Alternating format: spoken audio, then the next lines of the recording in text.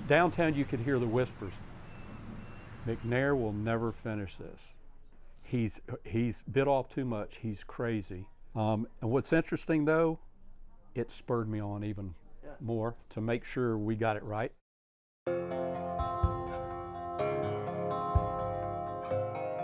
We just crossed into South Carolina. We are headed to Aiken Golf Club in namesake Aiken, South Carolina, just across the river, the Savannah River, from Augusta, Georgia. So probably very, very familiar with Augusta, Georgia, probably not as familiar with Aiken, and we're gonna change that.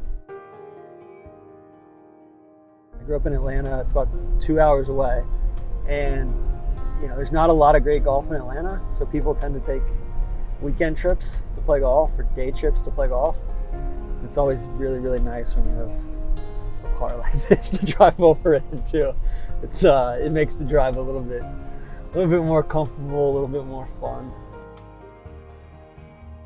So you've got Augusta National, probably, 15, 20 minutes away. You've got Sage Valley, you've got Augusta Country Club, you've got Palmetto right down the street. And then right in the middle of it all, you have Aiken Golf Club, which is,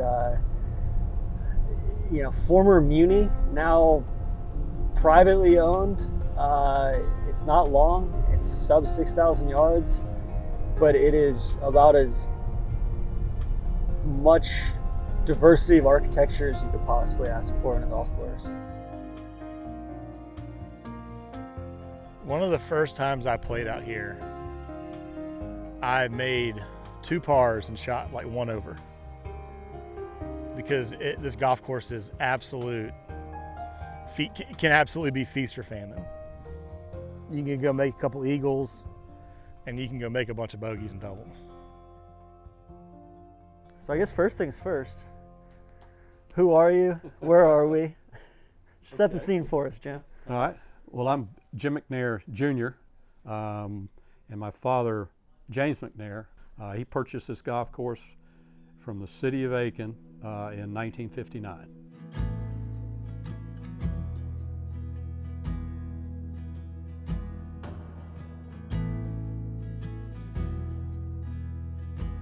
Set the scene for 1912. There was a big hotel up on the hill here. Huge hotel. In fact, the previous hotel, which burned down in 1898, was called the Queen of Winter Resorts, and they considered it the finest hotel on the entire East Coast. 300 rooms at the height. So in that interim between 1899 and 1912, a lot of things were going on. Pinehurst was being developed. The Tufts family's developing Pinehurst. Mr. Tufts envisioned the Southeast as a great resort area. He actually came and visited Aiken and said, why don't you rebuild the hotel and let's build a golf course with it. So as the plans were going on, sure enough, he sent his designer, Donald Ross, down from Pinehurst. Donald Ross did a routing. Really, it started off its life as a resort golf course for the Highland Park Hotel, for the guests.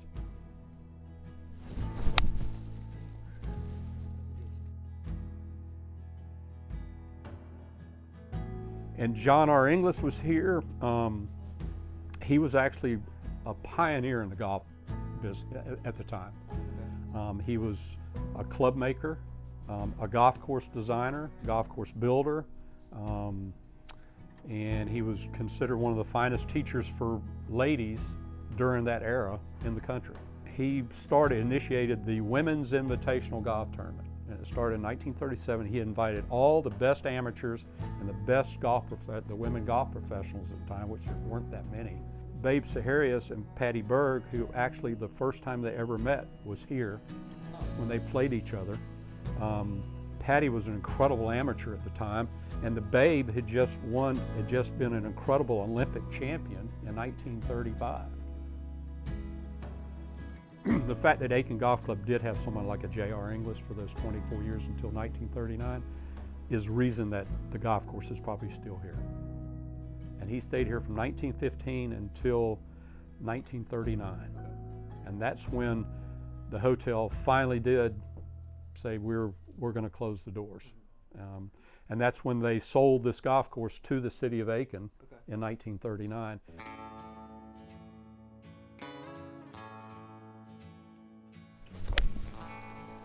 Or just go straight at it. Tell me about your dad. Oh, my dad. Well, he grew up dirt poor in Brownsville, Texas. At age 15, he won the Texas Junior, which juniors could play all the way up to age 19. And he's 15, he won the Texas Junior. So he was an amazing player even at 15. So he was able to get a scholarship to Duke, and he came in at the same year with Art Wall and Mike Suchak. And what's funny is my dad played number 1, Art was 2nd, and Mike Suchak was 6th on the team. You know, and my dad used to say, yeah, Mike's got a lot of talent, he just hasn't reined it in yet, which he eventually did when he got out on tour. Oh, it looks like Mike starts a shot out perfectly. And my dad, he always wanted to own his own golf course. He always did. And he had family here, and then through the grapevine, when he was in Charlotte, he found out that the deed to the city was a 20-year deal. So he came down and sat down with the city and said, I want to buy your golf course. Now you've got to understand, 1959 going into the 60s, we had the baby boom. And also the Savannah River plant, they had just opened up in the late 50s for nuclear weapons. An influx of workers and people came to Aiken. He saw that opportunity, so he actually built a pool in 1960, and he renamed it the Highland Park Country Club. And really was rocking and rolling.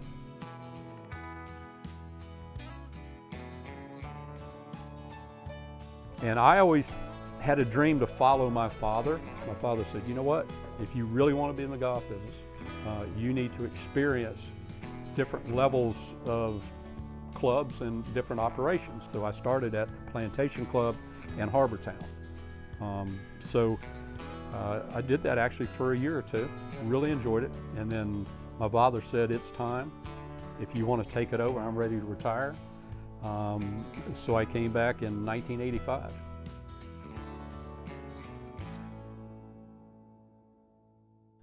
So I actually went to college at USC Aiken for a little bit and came out here a bunch then.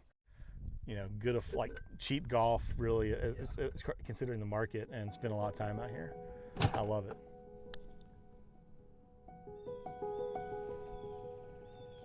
That was so close. These greens don't have to be a 12 to be hard. I almost think they're hard at this because Right. you actually have to you gotta chip it and make committed strokes instead of babying it around. And if you have a small staff like he does, like he's not, there's only so much you can do. Why would you chase 12? Right, this is a good model for, everything doesn't have to be lightning fast to be great. The city owned it from 39 to 59, and they actually did whatever they could to minimize the maintenance budget. So they filled in bunkers, they had actually just put new mix over the top of the old sand greens, no drainage. The grass that had been on the greens, which my dad planted in 1960, was still there in 1990. That's 30 years later. So I kind of envisioned what I wanted it to look like based on I've played Augusta National, Pinehurst courses, all that. So I knew that look. But taking it from your vision to actual making it happen is a whole nother thing. So I wasn't real secure in knowing that I had the confidence to pull off a full 18-hole renovation. I pestered and I wrote Bill Corr and Ben Crenshaw 4 letters over a period of about 6 months to a year. So finally, Bill Corr did respond. And Bill and I got in a golf cart and we rode the golf course, and he was nice enough to spend about an hour with me. I was a little apprehensive of what he would think about this old muni and all that, but he warmed up to this little golf course after 3 or 4 holes when he actually saw the topography and how it was routed. when we were all finished, I said, Bill, if you were me, what would you do? And I said, I would love to have you consult, but I said, I know I can't afford your service. I know you're too busy. And I really appreciate the fact you've spent this time with me. So he just kind of thought for a minute and said, well, Jim, he said, the bones are here. He said, you got a great routing, a great golf course. And he said, you know, if you really have the courage, he said, I think you can do it yourself. He said, I really do.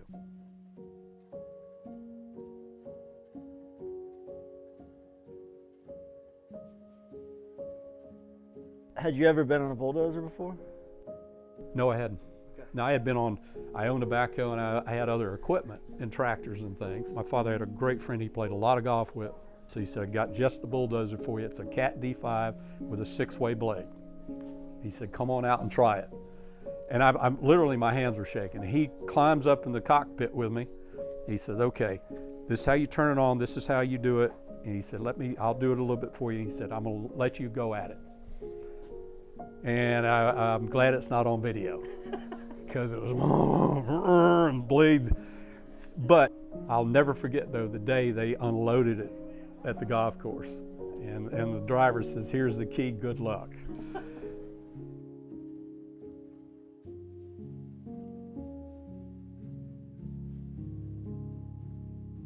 So really I did all the shaping, and my partners also helped. When I was doing some shaping, they'd be on the trencher, and we'd be flagging irrigation, so we're trying to get holes done as we could. And it did take, this renovation with the golf course company would have taken about 7 or 8 months. Well, it took us 3 years, because it's just 3 of us.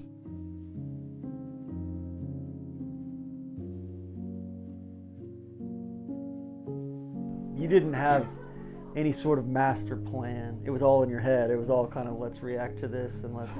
Seat of our pants. We'd stand there and go, okay, what would Ross do right here? How would he design this hole?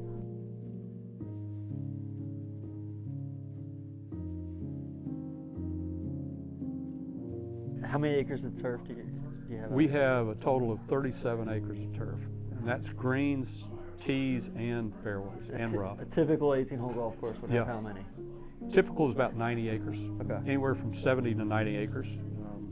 So you can multiply your fertilizer, your irrigation, your mowing, your labor times 4. Yeah.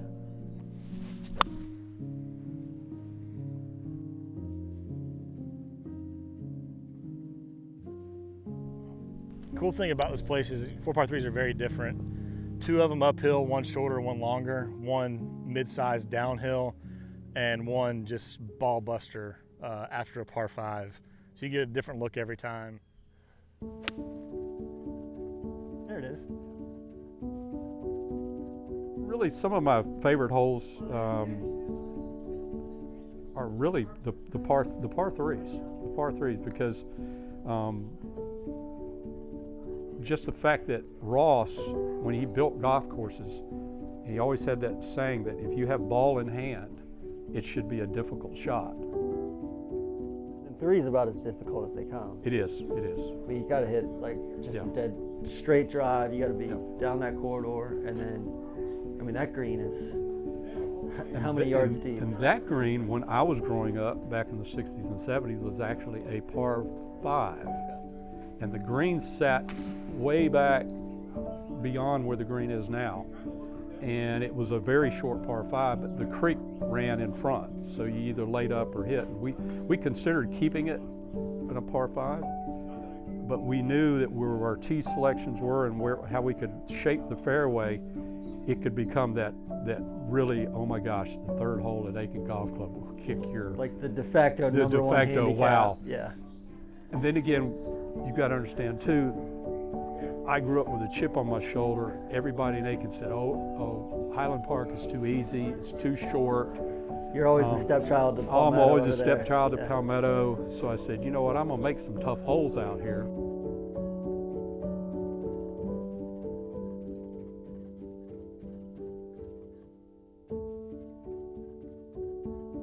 The 18th hole, like the 5th par 3, everybody's like, do you want it in on a par 3 or not? Like, it stinks. It's a hard shot. It's like 7-6 iron. But the view, big pine tree on your right, beautiful old clubhouse in the back. Like, it's just, I almost look at all that more than I do the hole every time. But it's just like, it's probably my favorite finisher of maybe anywhere I play regularly. It's just awesome.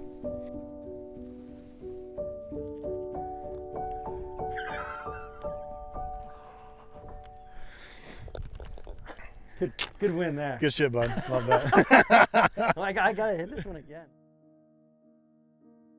Has Bill Core ever been back out here? No, you know what, and you've spurred me on to maybe contact him.